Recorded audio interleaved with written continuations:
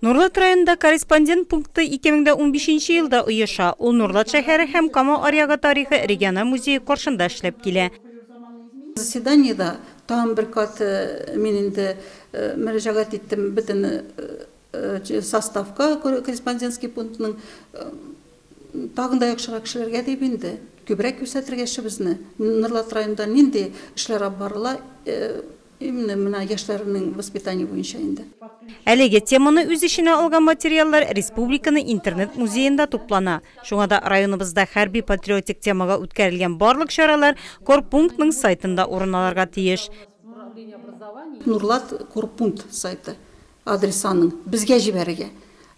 Без инде җибәрәбез нигә Татфронтка. Бөтен мероприятиялар безнең районда үткән шул сайт аша һәр кеше карарга мөмкинлек бар.